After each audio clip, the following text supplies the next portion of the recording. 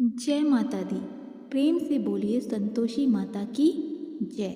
आज शुक्रवार के दिन आप सुनिए संतोषी माता की व्रत कथा। एक बुढ़िया थी और उसके 7 बेटे थे। 6 बेटे कमाने वाले थे और एक बेटा निकम्मा था। बुढ़िया माँ 6 पुत्रों की रसोई बनाती, भोजन कराती और पीछे से जो कुछ बचता वो 7वें पुत्र को दे देती। परंतु वह बड़ा भोला भाला था, मन में कुछ विचार नहीं करता था। एक दिन वह अपनी बहू से बोला, देखो मेरी माता का मुझ पर कितना प्रेम है। वह बोली, क्यों नहीं, सबका झूठा बचा तुमको खिलाती हैं। वह बोला, ऐसा भी हो सकता है क्या? मैं जब तक आंखों से ना देखूं मान नहीं सकता। बहू ने हंसकर कहा, देख लोगे तब तो मानोगे। कुछ दिन बाद बड़ा त्योहार आया। घर में 7 प्रकार के भोजन और चूरमा के लड्डू बने। वे जांचने को सर दर्द का बहाना बनाकर पतला कपड़ा सिर पर ओढ़कर रसोई घर में सो गया और कपड़े में से सब कुछ देखता रहा। 6 भाई भोजन करने आए। उसने देखा माँ ने उनके लिए सुंदर सुंदर आसन बिछाए, 7 प्रकार की रसोई परोसी। वह आग्रह करके जिमाती रही, वह देखता रहा।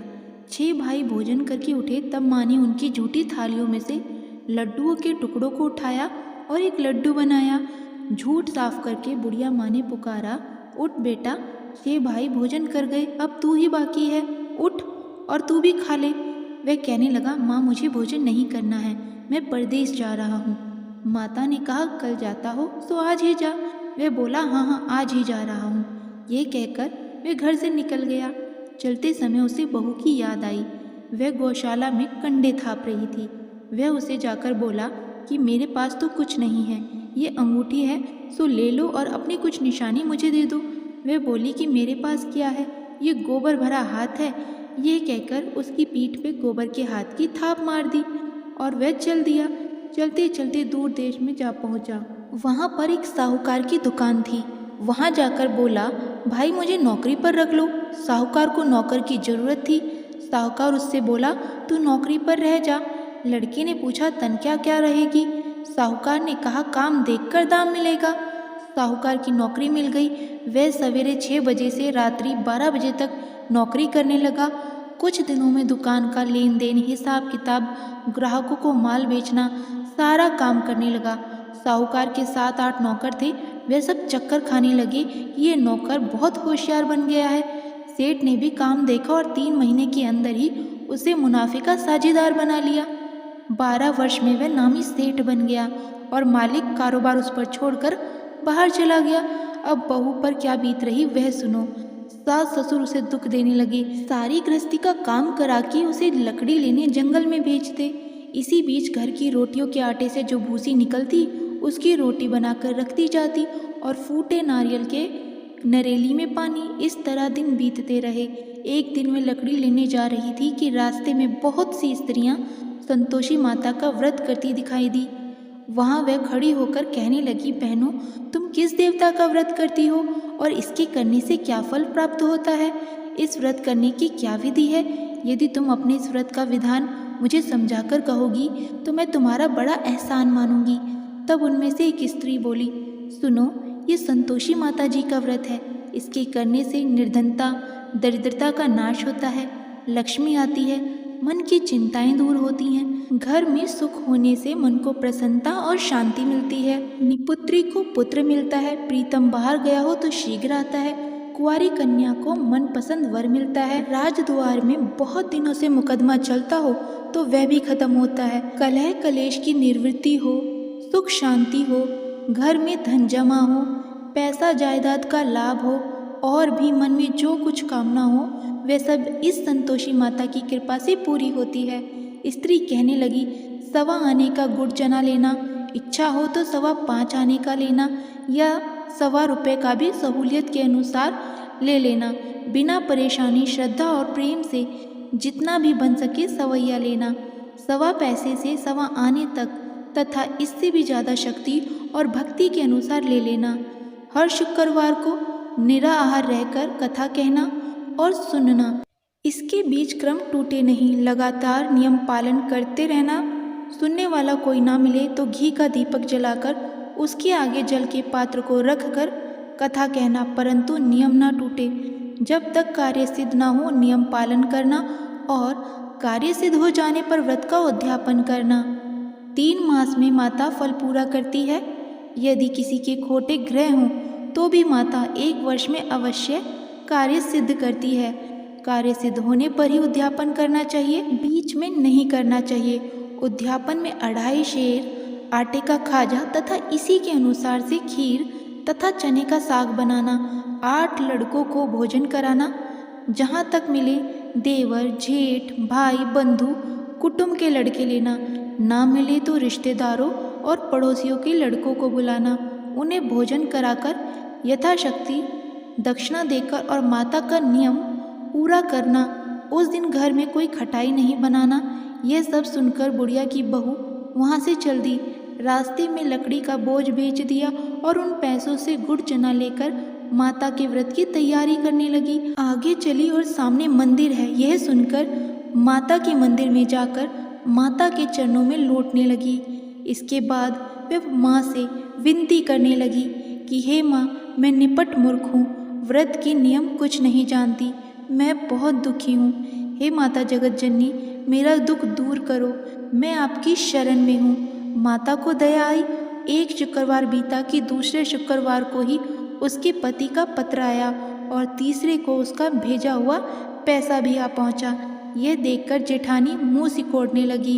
इतने दिनों में इतना पैसा आया, इसमें क्या बढ़ाव है। लड़के ताने देने लगे कि काकी के पास अब पत्र आने लगे, रुपया आने लगे, अब तो काकी की खातिर बढ़ जाएगी, अब तो काकी बोलने से भी नहीं बोलेगी।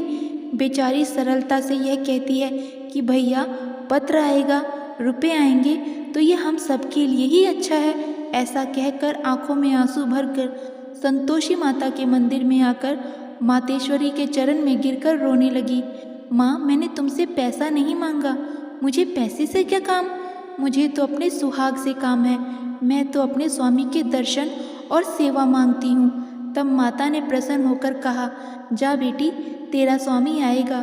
यह सुनकर खुशी से वह बावली होकर घर जाकर काम करने लगी। अब संतोषी माँ विचार करने लगी, इस भोली पुत्री से मैंने कह तो दिया है कि तेरा पति आएगा, पर आएगा कहाँ से, वह तो इसे स्वप्न में भी याद नहीं करता, उसे याद दिलाने तो मुझे ही जाना पड़ेगा। इस तरह माता उस बुढ़िया के बेटे के पास जाकर स्वप्न में प्रकट होकर कहने लगी, साहूकार के बेटे, सोता है या जागता? वह कहता है, माता, सोता भी नहीं हूँ, जागता भी नहीं हूँ, बीच में ही हूँ, कहो क्या आज्ञा है। माँ कहने लगी, तेरा घर बार है या नहीं? वह बोला, मेरा सब कुछ है माता, माँ, बाप, भाई, बहन, बहू, क्या कमी है? माँ बोली, पुत्र, तेरी घरवाली कष्ट उठा रही है, माँ बाप उसे दुख दे रहे हैं, वे तेरे लिए तरस रही है, तू उसकी सुध ले। वह बोला, हाँ माता, यह तो मुझे मालूम है, पर मैं जाऊँ तो जाऊँ कैसे? परदेश की बात है, लेन देन का कोई हिसाब नहीं, कोई जाने का रास्ता नज़र नहीं आता, कैसे चला जाऊँ? माँ कहने लगी, मेरी बात मान, सवेरे नहा धोकर संतोषी माता का नाम लेकर घी का दीपक जलाकर दंडवत कर दुकान पर जा बैठना। देखते ही देखते तेरा लेन देन चुक जाएगा, जमा माल बिक जाएगा, सांझ होते होते धन का ढेर लग जाएगा। अब तो वह सवेरे बहुत ही जल्दी उठकर मित्र बंधुओं से अपने सपने की बात कहता है।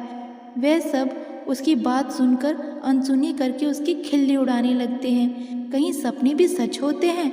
एक बूढ़ा बोला, देख भाई, मेरी बात मान, इस तरह साच झूठ कहने के बदले देवता ने जैसा कहा है वैसा ही करना, तेरा क्या जाता है। अब बूढ़े की बात मानकर वह नहा धोकर संतोषी माता को दंडवत कर घी का दीपक जलाकर दुकान पर जा बैठता है। थोड़ी ही देर में वह क्या देखता है कि देने वाले रुपया लाए, लेने वाले हिसाब लाए, कोठे में भरे सामानों के खरीदार नगद में सौदा करने लगे। शाम तक धन का ढेर लग गया। मन में माता का नाम लेकर प्रसन्न होकर घर जाने के वास्ते गहना, कपड़ा, सामान खरीदने लगा। यहाँ के काम से निमट कर वह घर को रवाना हुआ। उधर बहू बेचारी जंगल में लकड़ी लेने जाती है, लौटते वक्त माताजी के मंदिर पर विश्राम करती है। वह तो उसका रोज रुकने का ही स्थान था। दूर धूल उड़ती देखकर वह माता से पूछती है, हे माता, ये धूल कैसी उड़ रही है? माँ कहती है, हे पुत्री, तेरा पति आ रहा है। अब तू ऐसा कर, लकड़ियों के 3 बोझ बना ले। एक नदी के किनारे रख, दूसरा मेरे मंदिर पर और तीसरा अपने सिर पर रख। तेरे पति को लकड़ी का गट्ठर देखकर मोह पैदा होगा। वह वहाँ रुकेगा, नाश्ता पानी बनाकर खाकर माँ से मिलने जाएगा। तू लकड़ी का बोझ उठाकर जाना और बीच चौक में गट्ठर डालकर 3 आवाज़ें जोर से लगाना।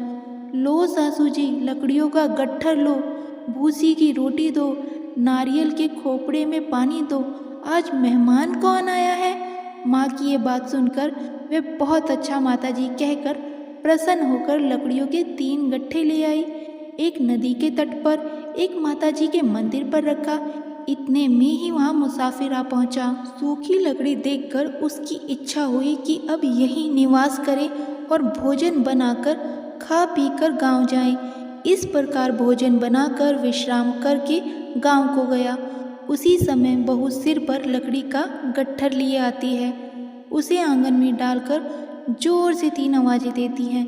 लो सासू जी, लकड़ी का गट्ठर लो, भूसी की रोटी दो, नारियल के खोपड़े में पानी दो, आज मेहमान कौन आया है। यह सुनकर उसकी सास अपने दिए हुए कष्टों को भुलाते हुए कहती है, बहू ऐसा क्यों कहती है, तेरा मालिक ही तो आया है। बैठ, मीठा भात खाकर कपड़े पहन, गहने पहन। इतने में आवाज़ सुनकर उसका स्वामी बाहर आता है और अंगूठी देखकर व्याकुल हो जाता है। माँ से पूछता है, माँ ये कौन है। माँ कहती है, बेटा ये तेरी बहू है, आज 12 वर्ष हो गए हैं। जब से तू गया है तब से सारे गांव में जानवर की तरह भटकती फिरती है। कामकाज घर का कुछ करती नहीं, 4 समय आकर खा जाती है। अब तुझे देखकर भूसी की रोटी और नारियल के खोपड़े में पानी मांगती है।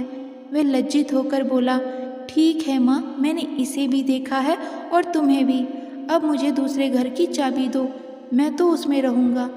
ठीक है बेटा, जैसी तेरी मर्जी। यह कहकर माँ ने उसे चाबी का गुच्छा दे दिया।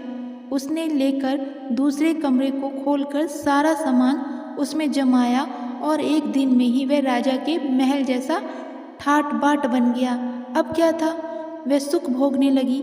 इतने में अगला शुक्रवार आया। उसने अपने पति से कहा, मुझे माता का उद्यापन करना है। उसका पति बोला, बहुत अच्छा, कर लो, अपनी खुशी से यह भी कर लो। तुरंत ही वह उद्यापन की तैयारी करने लगी।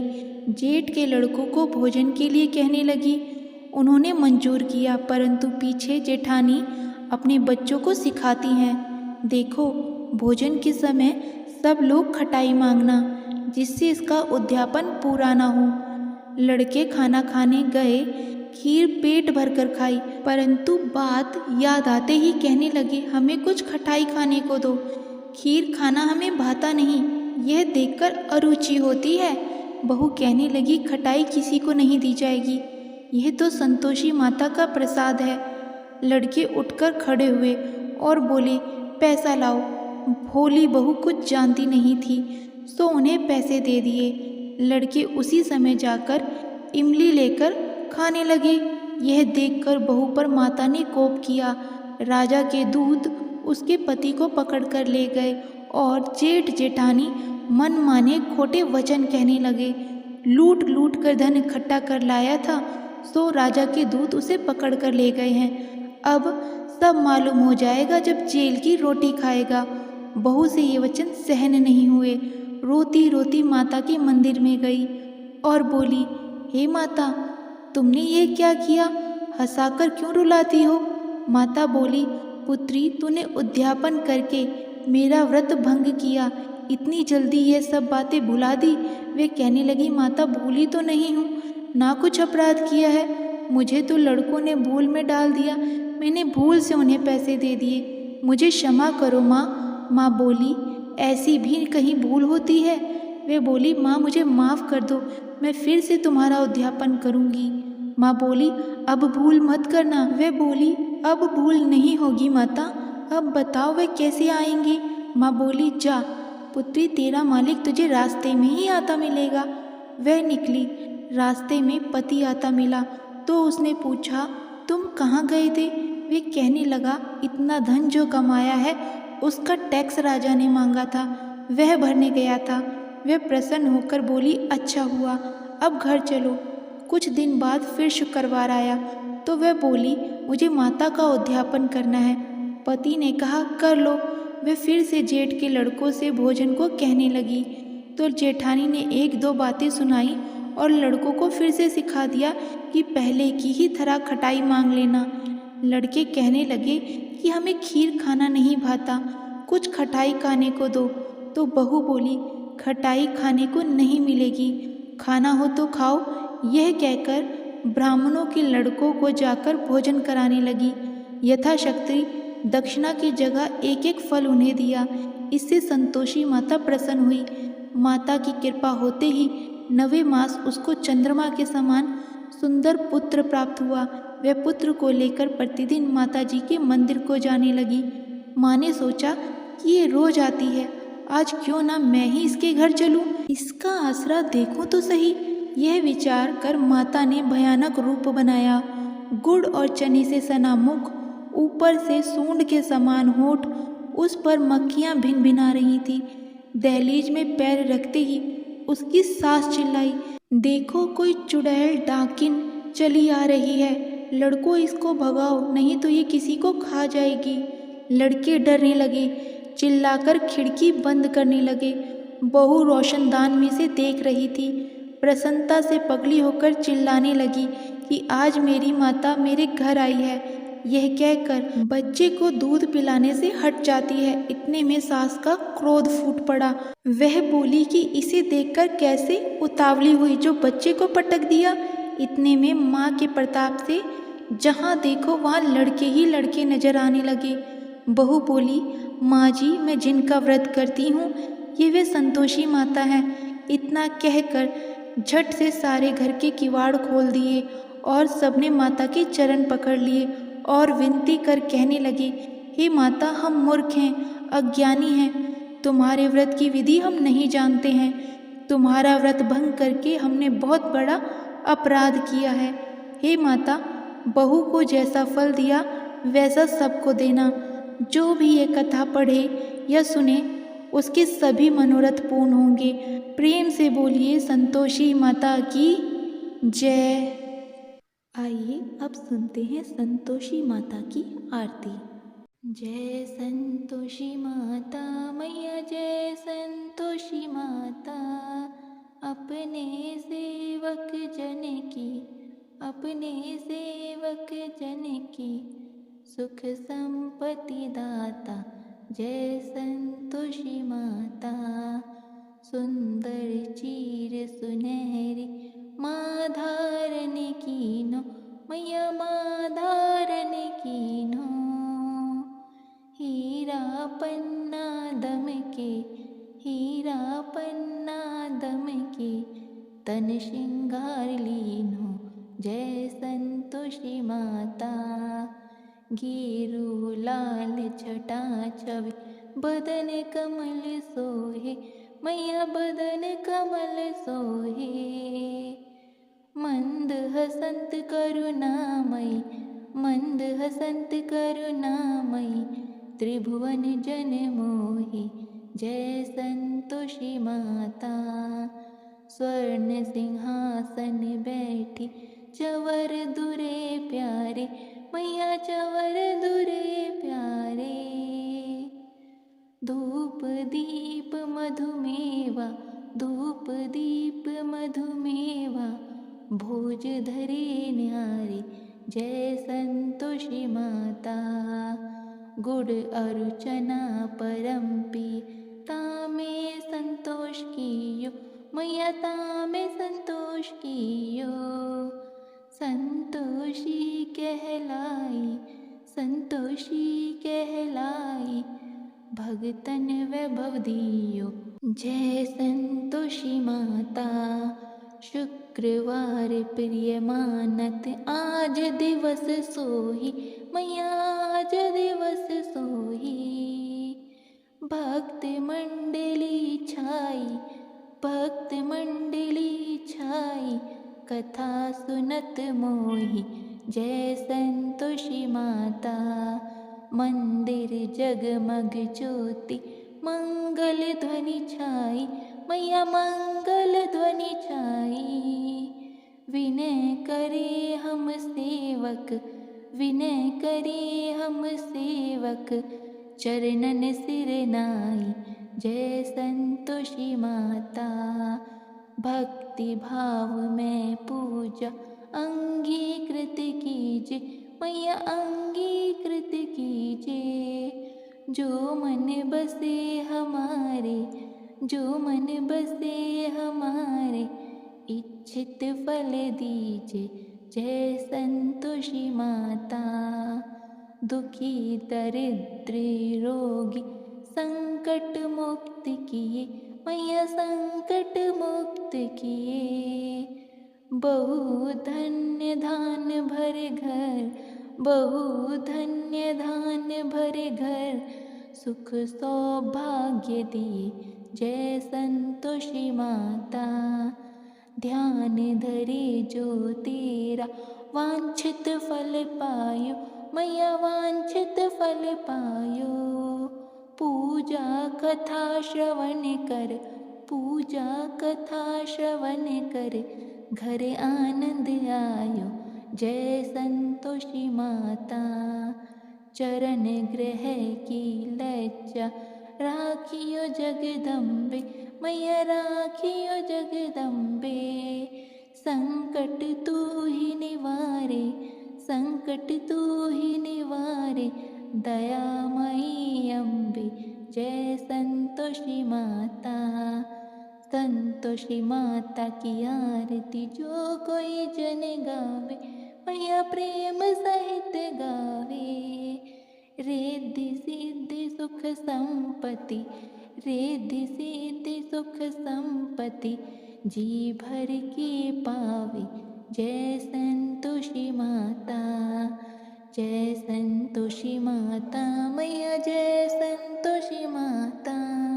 अपने सेवक जन की सुख संपत्ति दाता, जय संतोषी माता।